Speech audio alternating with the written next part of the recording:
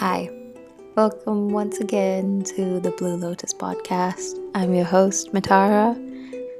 I don't know which episode I'm on if I'm being very honest, but thanks for listening this far and getting this far, or if you're a new listener, welcome. I hope you enjoy it here. I don't really have much for the episode today, except last night was Mahashivaratri, and I stayed up till about 4:30. I started meditating around 3 because I was on my phone scrolling till that point. It was a nice few days though, because I feel like it's been a very aligned for me few days. I've been very in tune with myself and how I feel and my spirituality and things like that. And I got a lot of messages, as in, like, I don't like using the word divine, but timed, universal, whatever you want to call it, messages on my phone. Really, all they are is synchronicities. Every person has access to this at all times if you just tune in, and it doesn't matter which medium it comes from. But yesterday was my phone, and I was on TikTok. And I got a lot of these synchronized messages of relaxing and flowing with life and flowing into the moment and not taking things as seriously as we do often. This week's episode is probably a bit more of a personal one, but also a bit more of a loose concept, because I don't think I have a point necessarily here. Perhaps I do. Let's see, we'll find out at the end of the episode. In the last few months, I've been confronted with two situations in my life where I have to pick two different timelines to pursue. Both of these timelines I resonate well with, and both of these timelines, picking one means losing the other. It's a pretty strict choice, if I'm being very honest. I can't have both. One person, one identity of myself is a bit more responsible. They think more about the future and they think more about my long-term goals. And the other thinks more about my happiness and excitement and love and magic and feeds my soul a bit more. The other one does too. Both of these things are just really identities that benefit me. But in this moment, I feel like I can't have both. And in this moment, I feel like if I pick one, I lose people with it. If I pick the other, I lose people with that. And my point with today's episode is to invite you, and really invite myself, into letting go of external responsibilities and external consequences and external reality, really.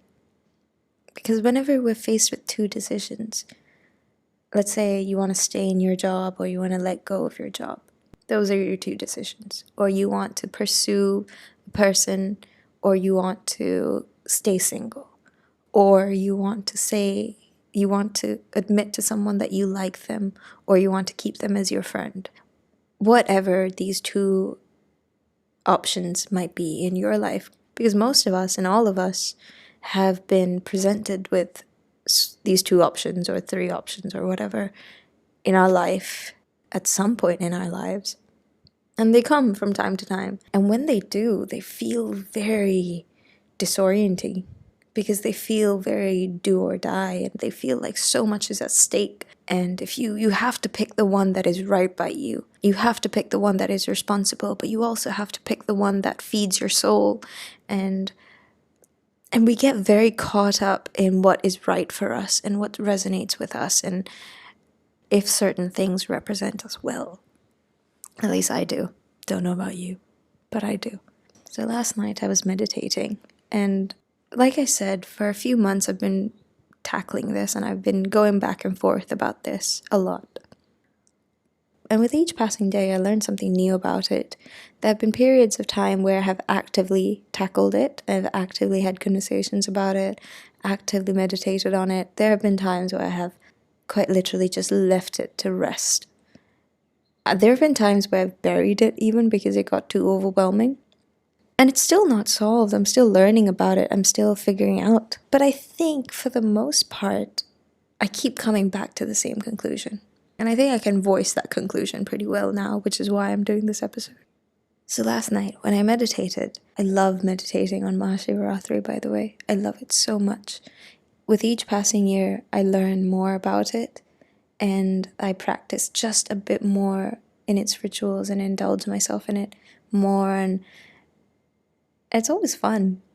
I'm not very into it just yet, and I don't fast, or I don't chant a lot, or I don't pray a lot, but I do feel very spiritual, and I do owe that respect to Mahashivaratri, because it's not just another day either. There's loads of people around the world meditating and having their own realizations, their own spiritual paths, and it's definitely such a wonderful day with so much energy surrounding it. So whatever message that I do get on these days, I do take it very seriously. Anyways, I was meditating last night, right? And like I said, it's been a few months, and there has been a lot of guilt ridden with both these decisions and what I've felt like two decisions. But that's the illusion of it. Life makes you feel like these are two decisions that you must take, and you must pick one, and you must let go of the other.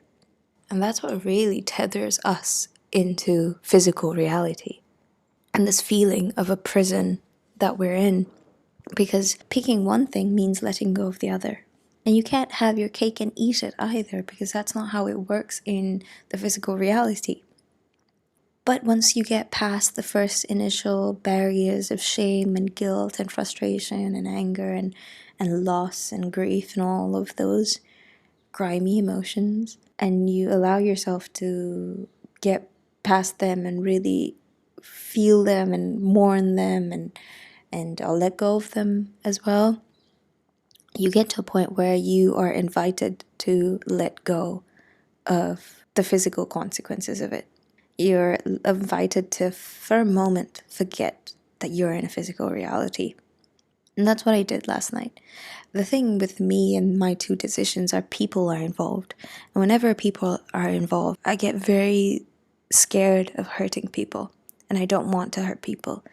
And that always corners me.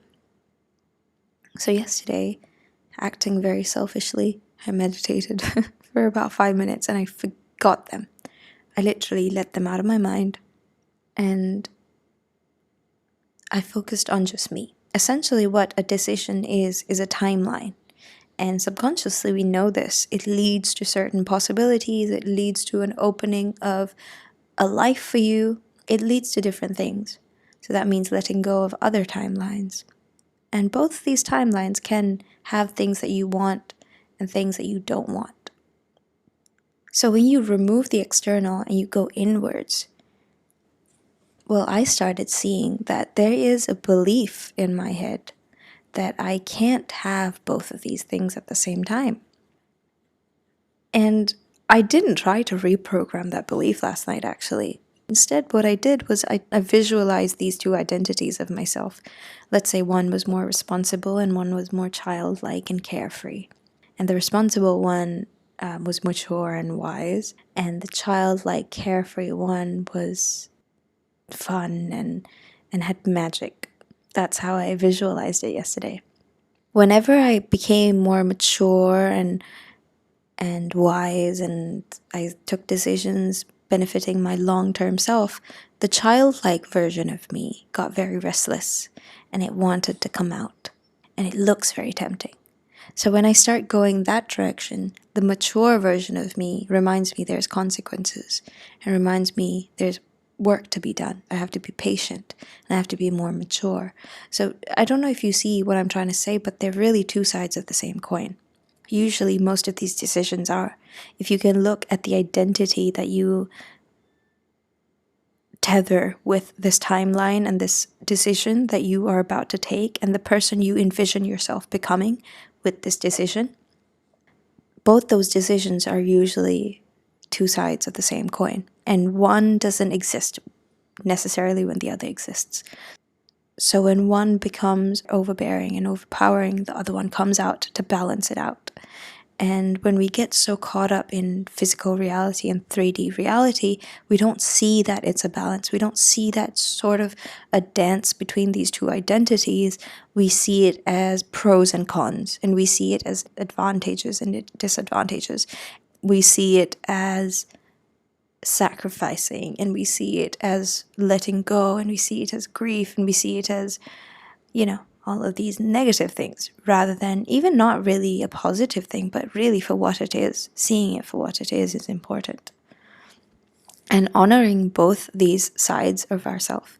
Because for me, these two identities are very, very me. They're so much me. And I've seen these identities play out throughout my entire life. When I get drunk or high, that playful side comes out. When I feel like I'm responsible and I'm meditating and I'm wise, the other side comes out. But both these sides really push each other to come out, and these sides really push me as a person to grow. It's very right foot, left foot, right foot, left foot. That's how you walk. And you can't have one without the other, because you can't hop on one foot and expect yourself to get very far. You're going to get tired, and you're going to put yourself in a box. And that's the illusion decisions really force us to do, force us to be, that we're picking one of these sides. The truth is, no matter what decision you pick in the physical reality, as long as you allow this dance to happen, and as long as you understand it's a dance that's happening, and really as long as you let that yourself be in that flow and not take it too seriously, both of these identities flourish either way. Because if you think about it, your whole life you've taken decisions like this. And some of these decisions that you thought was life-ending, you don't even remember. And somehow they led up to you right now, being yourself, being here, being cognitive, being emotionally intelligent, being aware, and being soul-searching. And I think for me, the reason I kept seeing these synchronicities of being in flow state and being and allowing life to happen is because you have to just be in order for this dance to occur. You can't force it to happen. And if you feel like you take one decision and you're caged to one identity, first of all, that's you not fundamentally understanding what life is and what energy is and who you are as a person.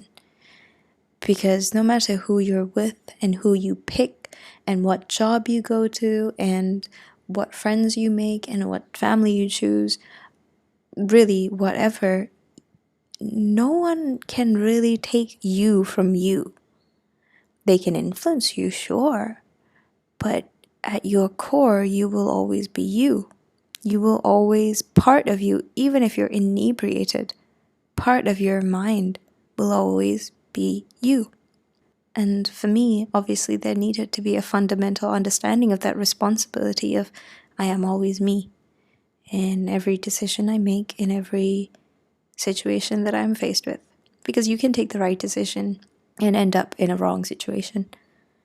Anyways, not to go in that direction, but back to these two identities and this dance. It's important to honor both the identities and what they represent in you, whatever they might be in you, because they're different with each different choice. The thing is, I haven't gotten to the end of this really long discourse that I'm in with myself, with this problem that I'm facing at the moment, but I'm somewhere in the middle, which is why I decided to do this episode on it. But I think the reason it really manifests in this very strong physical reality of two different decisions is because of your illusion of what this is. Well, for me, of my illusion of what this actually is.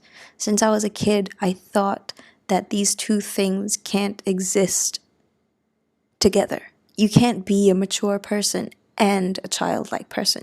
You can't have magic in you and be carefree and wild and free-spirited and also do your taxes in my head, those two things don't exist together. That's just how it is. I've never seen it growing up. My parents were very responsible people. And when my sibling grew up and became more adult-like, I feel like I stopped seeing him as my sibling as much as I started seeing him as my older, responsible brother. So in my head, that's how I've always viewed it. And this is not necessarily true. He is still a fun person. My parents are still fun people. But in my head, that's how I perceived it. That's how I view it. And that's all it is, really. It's not who they are in reality, it's how you perceive things. How I like to view it is this decision that I'm about to make. The position that I'm in, that I'm faced with these two choices, is a manifestation of my separation of this in this illusion, of how I view this as not two sides of the same coin, but two different entities entirely, and an illusion that I have to pick between these two in order to be happy. And one guarantees safety and love and compassion and wisdom, and the other guarantees magic and fire and freedom and all these things.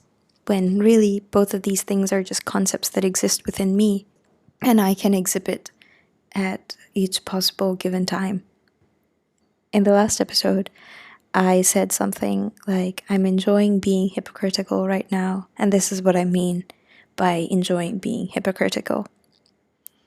I enjoy being a person who meditates, and I enjoy being the person who parties.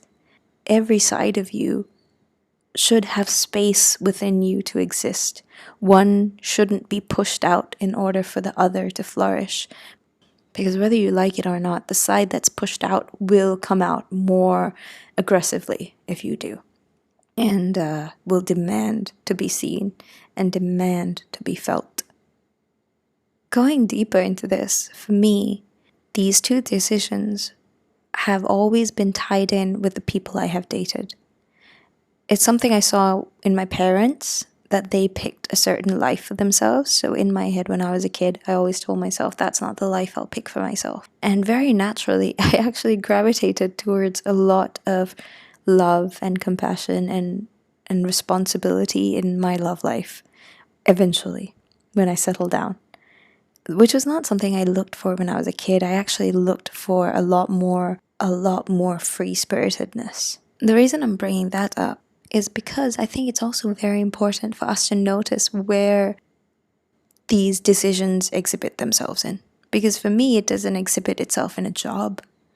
I don't feel like I have to pick one job and be responsible and pick the other and not be responsible or just be free or whatever. I don't have that with work. But I do have that when it comes to love. I think it's very important to notice these little nuances. Again, draw a map of where these identities come out and what those mean to you. To emphasize on that, it's not about the external, again. It's the identity that you feel when it comes to these two decisions. So for me, it's lover girl and responsible adult wife. I think those are the two that I see. Even though responsible adult wife for me is also very appealing, by the way, because in my head I'm in a cottage somewhere, I have no kids, and I'm growing herbs from my garden and brewing spells. I don't know. The other girl is partying and she's having loads of fun. I really don't know if I'm being coherent and explaining this well enough for you to follow this episode, because this is kind of a bizarre episode. It's a very personal one, actually, and I'm using a very fresh example to explain some of these concepts, which is kind of new to me as well. But I've mentioned before, this podcast is really the most I've been myself. Out of all the social media platforms, this is the most vulnerable I've been with social media. And I'm enjoying it so much. It's very fitting that it was Mahashivratri and I'm talking about a dance of identities. If you don't know, Mahashivratri is also the wedding of Lord Shiv and Ma Parvati, and the dance between the divine feminine and the divine masculine. There's so much to learn and so much wisdom floating around during this time. But it's very fitting that this was the meditation I had two sides of the same coin of identities within myself. Because also at one point in the meditation, I was thinking about this dance of the divine feminine and the masculine in the context of Mahashivaratri. And I was also thinking about it in the context of me, because within all of us, we do have a divine feminine and a divine masculine that is dancing and having this cosmic back and forth. And that's not to say that divine feminine and divine masculine is who takes out the trash and who cooks the food. It's more of a give and take of energy, and it's a balance of energy that creates life, that generates life. And you can't generate energy with just one magnet, if you catch my drift. Recently, someone asked me how I understand some of these concepts and how I understand energy. This is energy. You speaking is energy. You breathing, the way you look, the way something is shaped, color is energy, sound is energy. Everything is energy. And everything has patterns. And everything, the tiniest thing makes the biggest thing. It's a mosaic of patterns. And you can break it down just the same. If you understand math, I think it gets a bit easier, but you don't need to. There's so many different ways of looking at this. That's just how I look at it. You can derive energy, and that's how I look at it, into very basic components. So when I hear spiritual teachings, that's what I always try to do. That's how I find out if it resonates for me, is if I can derive already existing truths in my head from it. And if it challenges certain truths in my head and makes me think, and then I have to rethink and restructure everything. It's a never-ending lesson, really, which is always the fun part. Now I'm just babbling. I wanted to end this episode quite a while ago, but I'm not ready. I want to keep talking. I have nothing to talk about. You know what? Fuck it. It's my podcast. I'm going to keep talking. Okay, this last bit. I really want to eventually make my podcast into something that is really, really bizarre, because there's a lot of bizarre concepts in my head that I don't talk about out loud, that I don't show people. But eventually I do want to start explaining those concepts on here, because that's the point of my podcast, is not just to tell you about love and light and how to feel better about yourself, is actually to give you tools on how energy works and how you can look at patterns within yourself and karmic cycles and all of these things, and practical guides. And that is first and foremost why I wanted to do this podcast. So I think I'm gonna build up my courage to talk about those things more and more. All right, I love you guys so much. I hope you have a lovely week ahead. Catch you next time. Bye. Love you.